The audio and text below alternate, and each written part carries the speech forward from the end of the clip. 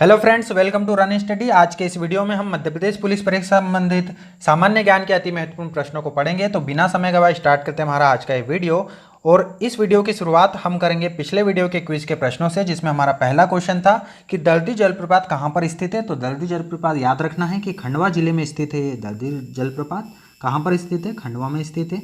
ठीक है। मध्य प्रदेश की 4 सहायक नदियों के नाम, जो यमुना नदी की सहायक नदियाँ हैं, तो इसे याद रखने के लिए याद रखना CSBK। क्या याद रखेंगे? CSBK। सी मतलब है चंबल, सी मतलब क्या है? चंबल।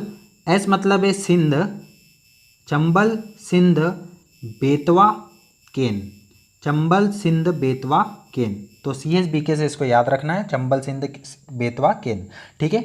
1 नवंबर 1956 को मध्य प्रदेश के गठन के समय मध्य प्रदेश में जिलों की संख्या कितनी थी? तो 43 जिले थे। कितने डिस्ट्रिक्ट थे? 43 डिस्ट्रिक्ट थे, 43 जिले थे उस टाइम पर।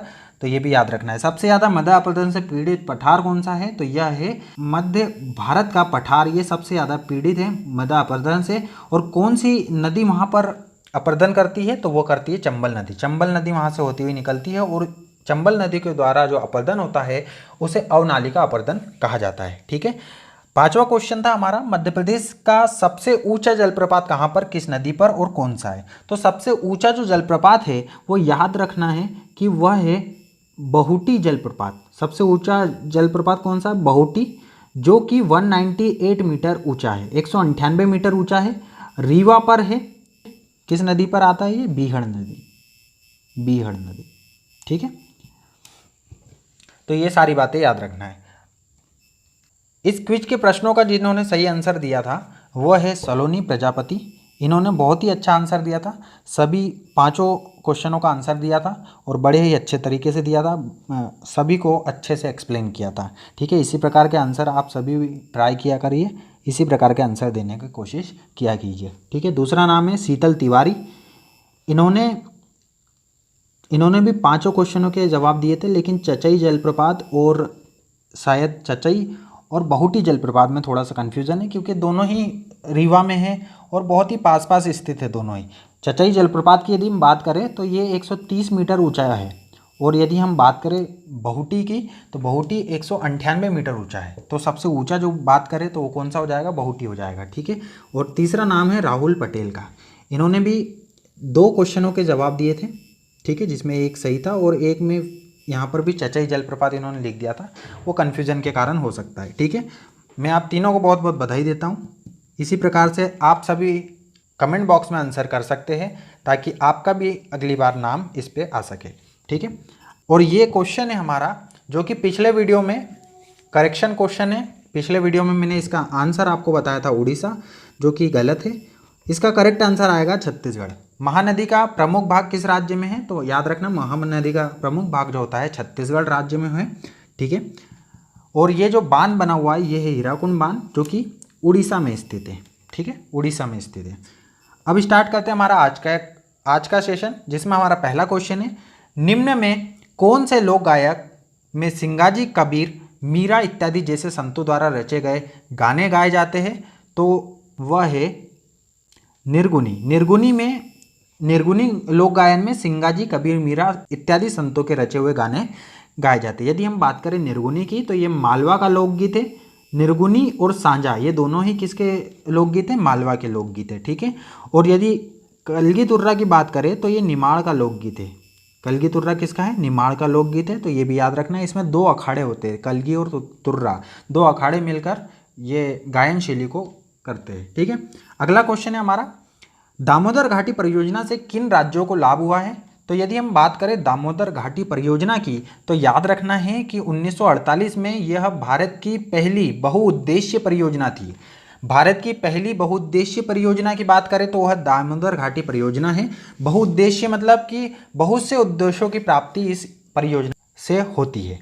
ठीक है। अब यदि हम बात करें दामोदर नदी की, क्योंकि ये दामोदर नदी की ही परियोजना है, तो दामोदर यदि नदी की बात करें तो ये 2 राज्यों में बहती है, एक बहती है झारखंड में। तो ये दोनों राज्यों में, जिन जिन राज्यों में बहती है उन्हीं राज्यों को दामोदर घाटी परियोजना से लाभ होता है। तो इसका करेक्ट आंसर हो जाएगा 4th वाला, झारखंड और पश्चिम बंगाल। और एक चीज़ और याद रखना कि दामोदर नदी जो है इसे पश्चिम बंगाल का दामोदर नदी को पश्चिम बंगाल का शोक भी कहा जाता है। क्या कहा जाता है? पश्चिम बंगाल का शोक किस नदी को कहा जाता है? दामोदर नदी को कहा जाता है। ठीक है, अगला क्वेश्चन है हमारा, मध्य प्रदेश से छत्तीसगढ़ राज्य के गठन के बाद किस नदी की घाटी का मुख्य भाग अब छत्तीसगढ़ में स्थित है? तो ये महानदी का मुख्य भाग अब कहाँ पर स्थित है? छत्तीसगढ़ में स्थित है। महानदी की यदि बात करें तो यह रायपुर की सिहावा से निकलती है। ठीक है, वहाँ पर पर्वत श्रेणी मैंने आपको बताया था, शृंगी ऋषि नाम का पर्वत है, वहाँ से ये निकलती है। ठीक है, उड़ीसा की सबसे बड़ी नदी है महानदी, उड़ीसा की सबसे बड़ी नदी। यदि गंगा नदी की बात करें तो इसकी कुल लंबाई है 2525 किलोमीटर और ये गंगोत्री से निकलती है। कहाँ से निकलती है? ये गंगोत्री से निकलती है। ठीक है, नर्मदा नदी की बात करें तो नर्मदा मध्य प्रदेश की जीवन रेखा है। लंबाई की बात करें तो 1312 किलोमीटर इसकी लंबाई है और 1077 किलोमीटर ये एमपी में है। टोटल लंबाई की बात करें 1312 किलोमीटर और एमपी में बात करें तो 1077 किलोमीटर की लंबाई एमपी में ये बहती है। ठीक है, इसका उद्गम होता है अमरकंटक से। कहाँ से इसका उद्गम होता है? अमरकंटक से। आपको ये बताना है अमरकंटक किस जिले में आता है। ठीक है, अमरकंटक किस जिले में आता है ये बताना है। और इसका जो अवसान है वो होता है खंबात की खाड़ी में। कहाँ होता है अवसान? खंबात की खाड़ी में इसका अवसान होता है। ठीक है, और यदि बात करें चंबल नदी की तो जानापाव की पहाड़ी महू के पास से निकलती है। जानापाव की पहाड़ी महू से ये निकलती है। ठीक है, और यमुना जी में ये गिरती है। कहाँ गिरती है? यमुना जी में जाके गिरती है। चंबल CSB के मैंने आपको बताया, CSB के मतलब चंबल, सिंध, बेतवा और केन। ठीक है, और चंबल नदी के बारे में एक चीज़ और याद रखना है कि यह 2 बार एमपी में प्रवेश करती है और 2 बार निर्गम होता है इसका एमपी से। ठीक है, 2 बार प्रवेश और 2 बार निर्गम होता है चंबल नदी का। अगला क्वेश्चन है हमारा, भारतीय विज्ञान के बारे में लिखी गई पुस्तक किताब फी तहकीक को किसके द्वारा लिखा गया था? तो यह लिखा गया था पहले मुस्लिम लेखक के द्वारा, जो कि महमूद गजनबी के साथ आया था और जिसका नाम है अल बरूनी। अल बरूनी के द्वारा ये लिखी गई थी, जो कि महमूद गजनबी के साथ आया था और पहला मुस्लिम लेखक था। ठीक है, अगला क्वेश्चन है हमारा, किस वर्ष में मध्य प्रदेश ने मलखंब को राज्य खेल घोषित कर दिया था? तो मलखंब को राज्य खेल घोषित किया था मध्य प्रदेश ने सन 2013 में। ठीक है, ये आप चित्र में देख पा रहे होंगे। ये जो करतब दिखाई जा रही है इसे क्या बोला जाता है? इसे मलखंब कहा जाता है और मध्य प्रदेश का राजकीय खेल जो है वो मलखंब है। ठीक है, अगला क्वेश्चन है हमारा, कुमार गंधर्व पुरस्कार किस वर्ष में स्थापित हुआ था? तो कुमार गंधर्व पुरस्कार जो स्थापित हुआ था वो 1992 से 1993 के बीच में हुआ था। इसकी पुरस्कार राशि की बात करें तो 1.25 लाख रुपए, मतलब 1.25 लाख रुपए इसकी पुरस्कार राशि के स्वरूप में दी जाती है। एमपी गवर्नमेंट का यह पुरस्कार है। ठीक है, और क्लासिकल म्यूजिक के क्षेत्र में दिया जाता है 25 से 45 साल की आयु के कलाकार को। ठीक है, अगला क्वेश्चन है हमारा, मध्य प्रदेश ऊर्जा विकास निगम की स्थापना किस वर्ष में हुई थी? तो याद रखना है मध्य प्रदेश ऊर्जा विकास निगम की स्थापना हुई थी सन 1982 में। कब हुई थी? सन 1982 में हुई थी। ऊर्जा का जब विकास हो गया तो 3 अकादमी की स्थापना हुई। याद रखना 3 अकादमी की स्थापना हुई। इसके बाद एक हुई सिंधी अकादमी की स्थापना। कौन सी अकादमी? एक हुई सिंधी अकादमी की स्थापना। दूसरा हुई अल्लामा इकबाल अदबी अकादमी। ठीक है, और तीसरा हुई मध्य प्रदेश संस्कृत अकादमी की स्थापना। 3 अकादमी की स्थापना हुई है। ठीक है, ये भी याद रखना है। पहला हुआ ऊर्जा का विकास। ऊर्जा विकास होने के बाद सिंधी अकादमी हुई 83 में, अल्लामा अदबी इकबाल अकादमी हुई 84 में, और फिर मध्य प्रदेश संस्कृत अकादमी बनी 1985 में। ये सारी की सारी चीज़ें कहाँ पर स्थित है? भोपाल में स्थित है। ये भी याद रखना। भोपाल में एक और याद रखना कि Indian institute of forest management one प्रबंधन संस्थान भी, भारतीय वन प्रबंधन संस्थान भी भोपाल में स्थित है। ठीक है, सारी बातें आपको याद रखनी है। अगला क्वेश्चन है हमारा, मध्य प्रदेश की पहली बायोमेथनेशन परियोजना का उद्घाटन हाल ही में कहाँ हुआ था?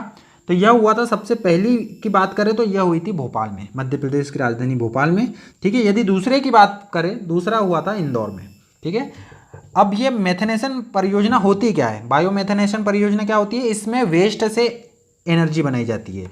वेस्ट टू एनर्जी प्लांट होता है ये। ठीक है, इसमें जो कचरा होता है, वेस्ट होता है, उससे एनर्जी बनाई जाती है। ठीक है, तो सबसे पहला प्लांट लगा था भोपाल में और दूसरा लगा था इंदौर में। ये भी याद रखना है। अगला क्वेश्चन है हमारा, शंकर दयाल शर्मा भोपाल के मुख्यमंत्री कब थे? तो शंकर दयाल शर्मा का याद रखना है सन 1952 से 1956 तक ये भोपाल के मुख्यमंत्री थे जब हमारा मध्य प्रदेश का गठन नहीं हुआ था, उसके पहले की बात है ये, 1952 से 1956 तक। शंकर दयाल शर्मा भोपाल के मुख्यमंत्री थे जब गठन हो गया, कब 1956 में ही 1 नवंबर 1956 को जब मध्य प्रदेश का गठन हो गया, उस समय पर रविशंकर शुक्ल को मध्य प्रदेश का मुख्यमंत्री बनाया गया। ठीक है। और शंकर दयाल शर्मा भारत के 9वें राष्ट्रपति भी बने थे। ये शंकर दयाल शर्मा जी है जो कि भारत के 9वें राष्ट्रपति बने थे और इनका कार्यकाल था 1992 से 1997 के बीच में, तो ये भी याद रखना है।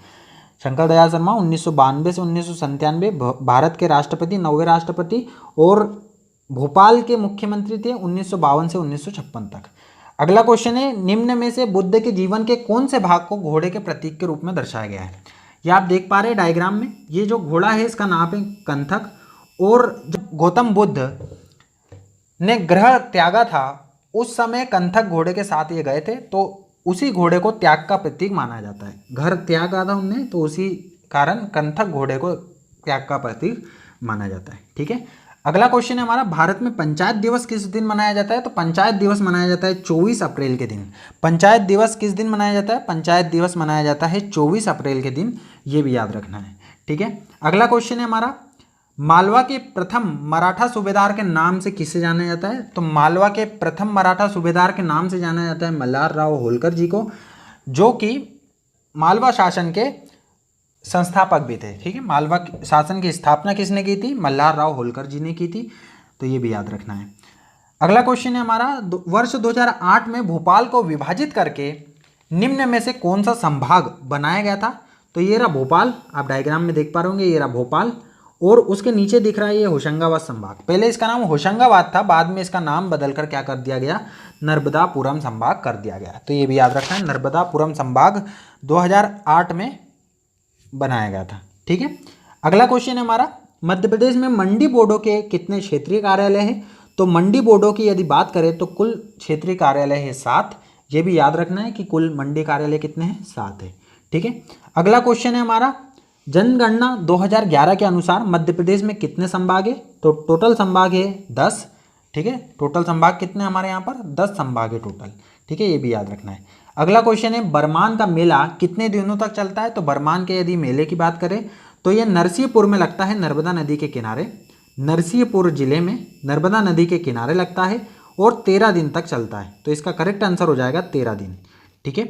अगला क्वेश्चन है हमारा, रानी दुर्गावती कहाँ की राजकुमारी थी? तो रानी दुर्गावती जो राजकुमारी थी वो थी चंदेल की राजकुमारी। कहाँ की राजकुमारी थी? चंदेल की राजकुमारी थी रानी दुर्गावती। अगला क्वेश्चन है हमारा, प्रसिद्ध पर्यटन स्थल कांच मंदिर कहाँ पर स्थित है? तो प्रसिद्ध पर्यटन स्थल कांच मंदिर यह इंदौर में स्थित है। कहाँ पर स्थित है? इंदौर में स्थित है, ये भी याद रखना है। ठीक है। और अगला क्वेश्चन है कि खजुराहो नृत्य पर्व हर वर्ष मनाया जाता है, यह प्रायः किस माह में मनाया जाता है? तो यह मनाया जाता है फरवरी माह में। किस माह में मनाया जाता है? तो याद रखना है कि यह मनाया जाता है फरवरी माह में। ठीक है। प्रतिवर्ष। और यह है आज के आपके क्विज के प्रश्न, जिसमें पहला क्वेश्चन है, मध्य प्रदेश का ओरछा किस जिले में आता है? दूसरा क्वेश्चन है, जनसंख्या की दृष्टि से मध्य प्रदेश में भारत का क्या स्थान है? और तीसरा क्वेश्चन है, मध्य प्रदेश में प्रोजेक्ट टाइगर की शुरुआत किस वर्ष में हुई थी? ठीक है। तीनों क्वेश्चनों के आंसर आप कमेंट बॉक्स में करेंगे, ऐसी मुझे उम्मीद है। तो ये था आपका आज का वीडियो। मिलते हैं इसी प्रकार के अगले वीडियो में, तब तक के लिए goodbye and thank you.